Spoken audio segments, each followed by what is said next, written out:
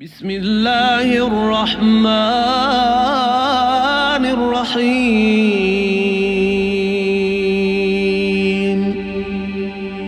اللهم اجعل لي فيه نصيبا من رحمتك الواسعة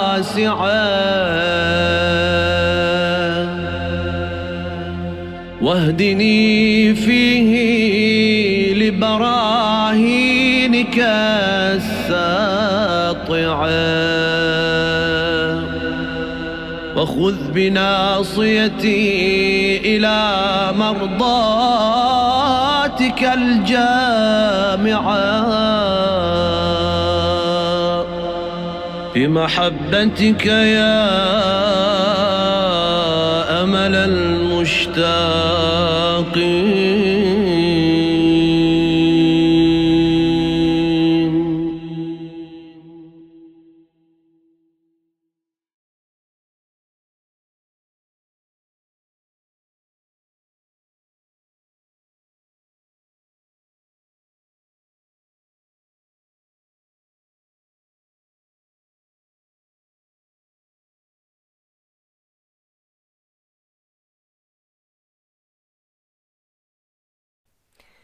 Bismillah ar-Rahman ar-Rahim. Assalamu alaikum children. Assalamu alaikum boys and girls.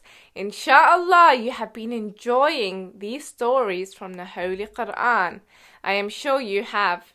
But today, I am here to tell you another story. And this story is about Ayub. He was a very righteous prophet of Allah. And he is mentioned in the Holy Quran. And he had to go through so many tests, can you believe it? But there is one thing we should know about Prophet Ayub. He was very, very patient. So let's start the story. A long, long time ago, there lived a man. His name was Ayub, or some may call him Job. He loved Allah so very much, and Allah made him very wise. And he made him a very rich man, and he had so many sons and daughters. Prophet Ayub had many fields and lands. He was rich, and he had so many sheep. His house was very big. There were many servants in his house, and his children were very, very good. Prophet Ayub knew that everything came from Allah, and he was very thankful. He was a very good man. He knew that Allah gave him fields and lands and cattle and sheep and money, and he prayed to Allah thanking him for the gifts. He always gave to the poor and the less fortunate. He was very generous. Shaitan was very surprised that Prophet Ayub used to pray and thank Allah so much. And he was very jealous. But then he said, Shaitan said, it's easy for Ayub to pray to Allah. Of course it is. It's easy for him to pray every day. He is rich. He has a lot of time. Of course he would thank Allah. If Ayub was poor, if he didn't have beautiful houses and fields and lands, if Ayub was poor, he would never love Allah so much. This is what they said. He would not pray all the time and be generous. Prophet Ayub said that he did not eat anything without sharing it with the poor and orphans. Prophet Ayub was very generous, but there were some people that used to say that if he had nothing, he would not pray to Allah. So Allah wanted to show that this was wrong. So he tested Prophet Ayub. He wanted to show that Prophet Ayub would never stop loving him. So, he put Prophet Ayub to the test. One day, Prophet Ayub's sheep were gone. The next day, all the water in the fields and the gardens dried up. And slowly, Prophet Ayub became so poor. Slowly, Prophet Ayub was losing all his properties and his wealth and his health and his family. His family members died too. That is very, very sad that his children died too. Prophet Ayub was left all alone and he got sick. But Prophet Ayub did not complain at all. He did not stop praying to Allah. He knew that Allah would help him and he trusted Allah. He praised Allah. He said, I am overcome by distress. But you, my Lord, are the most merciful of all those that are merciful. Prophet Ayub was the most patient. He was very, very patient and thankful. And Allah liked Prophet Ayub's patience. He said to Ayub, Ayub, strike your feet on the ground. And a spring of water gushed out. Allah commanded Prophet Ayub. He said to Prophet Ayub, Ayub, have a bath with this spring water and you will become healthy again. And guess what happened? Prophet Ayub became well again. And Allah again gave him a big house. He gave him many fields and sheep. He gave him many children. He made him even more richer than before. Prophet Ayub got back everything he had before and even more. Amazing. Because Prophet Ayub had showed great patience throughout the worst of disasters and the worst of things that could have happened to him.